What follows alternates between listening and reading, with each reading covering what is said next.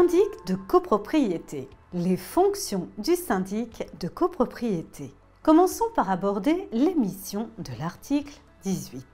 L'article 18 de la loi du 10 juillet 1965 et les articles 28 à 39.1 du décret du 17 mars 1967 donnent les indications essentielles sur les fonctions du syndic, indépendamment des pouvoirs qui lui sont conférés par d'autres dispositions.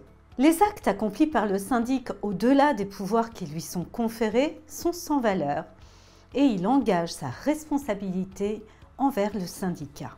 Les copropriétaires sont tenus d'exécuter les engagements pris par le syndic, mandataire du syndicat.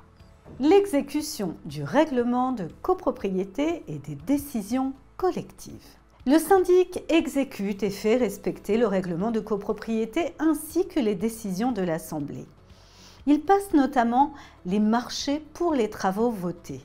Un copropriétaire n'a ni qualité ni pouvoir pour agir en lieu et place du syndic dans l'exercice de son mandat. Il n'appartient donc pas à un copropriétaire de désigner un entrepreneur autre que celui choisi par le syndic. L'administration de l'immeuble et le recouvrement des charges. Le syndic administre l'immeuble. Recouvrement des charges communes, paiement des dépenses courantes, entretien courant de l'immeuble, garde de l'immeuble, assurance de l'immeuble et travaux urgents pour la sécurité des occupants ou la sauvegarde de l'immeuble.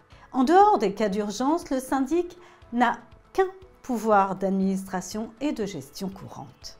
Il ne peut donc commander des travaux sans autorisation de l'Assemblée.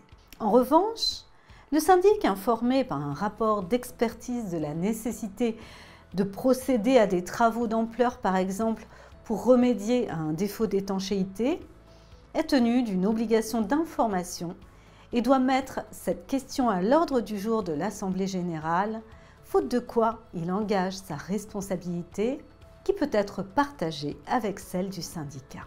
Il est interdit au syndic d'avancer des fonds au syndicat des copropriétaires, hors syndic provisoire et administrateur provisoire. Le syndic qui procède à une telle avance de fonds, fût-ce pour financer des travaux urgents, commet une faute sanctionnée par la non-restitution du solde. Bon à savoir, bien que le syndic soit chargé de l'entretien de l'immeuble, c'est le syndicat des copropriétaires qui décide des modalités d'entretien de l'immeuble.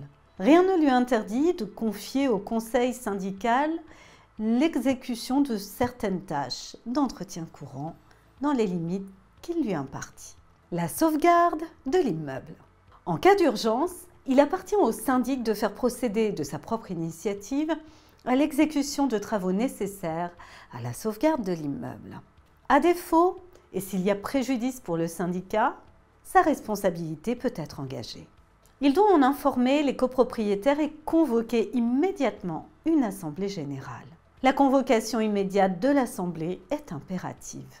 Toute clause d'un règlement de copropriété imposant un délai minimal de convocation est réputée non écrite. Les tribunaux apprécient souverainement à la date de convocation de l'Assemblée si l'urgence est ou non caractérisée.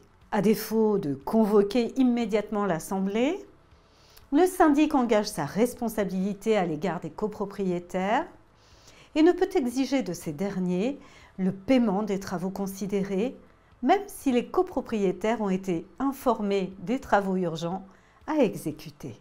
La décision ultérieure ratifiant les travaux peut être annulée. Dans ce cas, afin d'ouvrir le chantier, le syndic peut demander le versement d'une provision représentant au plus un tiers du montant du devis estimatif des travaux sans délibération préalable de l'Assemblée, mais après avoir pris l'avis du conseil syndical s'il en existe un. N'oublie pas de t'abonner à notre chaîne pour ne manquer aucune de nos prochaines vidéos. Et surtout, pense à liker si le contenu te plaît. Aucune autre provision ne peut être réclamée pour le paiement des travaux sans une décision en ce sens de l'Assemblée générale. L'obligation d'assurance. Chaque syndicat est tenu de s'assurer contre les risques de responsabilité civile dont il doit répondre.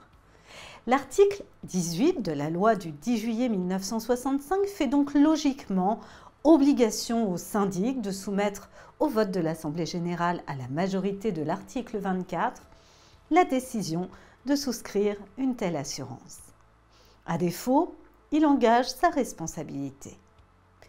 En cas de refus de l'Assemblée générale, l'assurance peut être contractée par le syndic pour le compte du syndicat des copropriétaires. Par ailleurs, le syndic doit veiller à la souscription par le syndicat d'une police d'assurance dommages-ouvrages lorsque le syndicat procède à des travaux tels des travaux d'étanchéité d'une terrasse par exemple. La représentation du syndicat.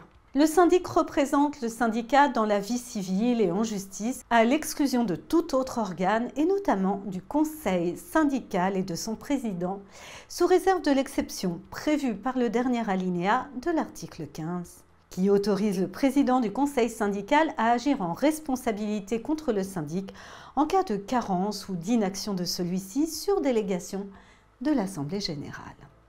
À ce titre, il engage et congédie le personnel du syndicat et fixe les conditions de son travail. Mais l'Assemblée a seule qualité pour fixer le nombre et la catégorie des emplois. En conséquence, l'approbation des comptes de la copropriété, comprenant les rémunérations des salariés engagés par le syndic, sans délibération de l'Assemblée, n'a pas pour effet de ratifier implicitement l'embauche irrégulière faite. Bon à savoir.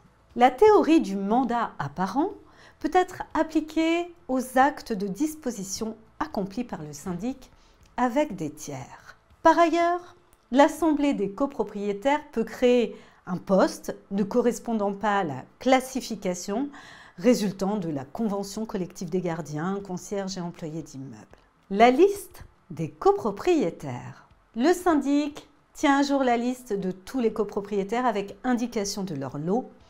S'il s'agit d'une personne morale, la liste doit préciser sa forme, sa dénomination, son siège social, ainsi que l'organe qui la représente légalement ou statutairement.